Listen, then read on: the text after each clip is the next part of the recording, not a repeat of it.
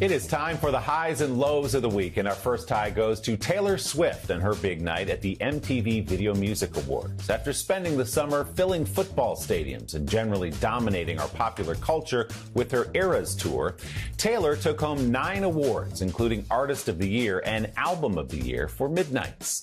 She now is tied for the most VMA wins in a single night and has the second most wins overall, still trailing Beyonce in that race.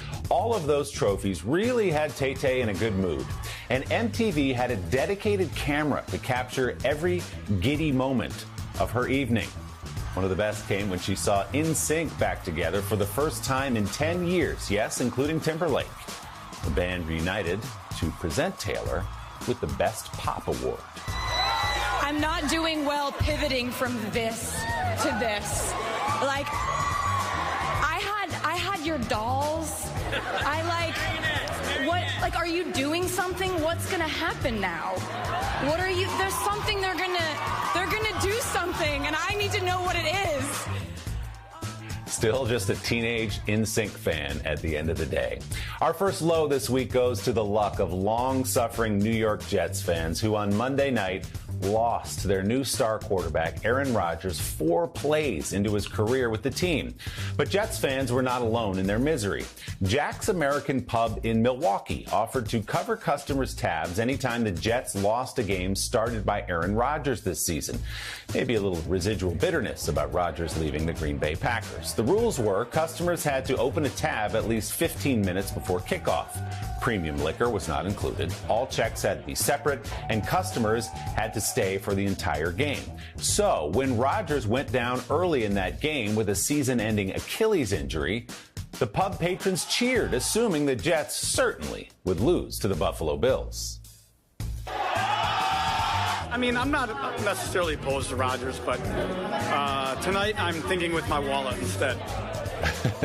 Naturally, they started running up the tab to take advantage of the sweet deal at the bar, but the Jets pulled themselves together and won the game in overtime. A local reporter for WDJT, CBS 58 in Milwaukee, was live on the air when the game ended and the bill came due.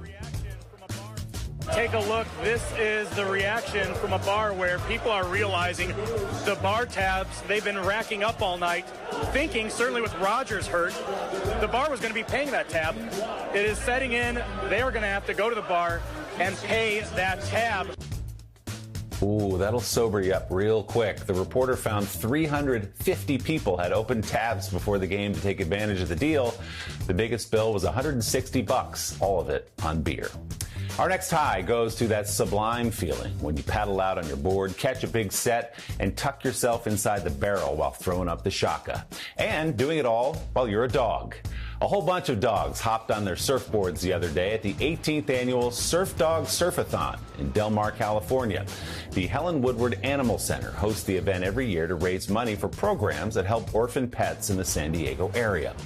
As you can see, the competition was intense at the Dog Beach, where Sugar won Best in Surf.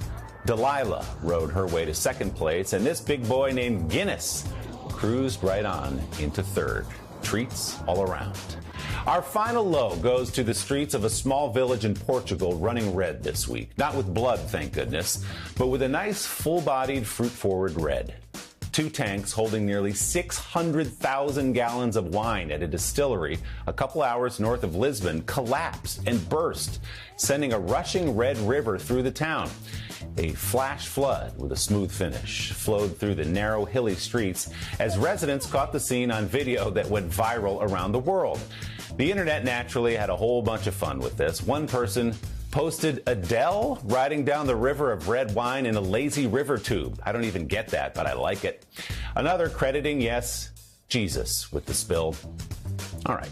Many others generously offered to bring a straw to Portugal to assist in the cleanup.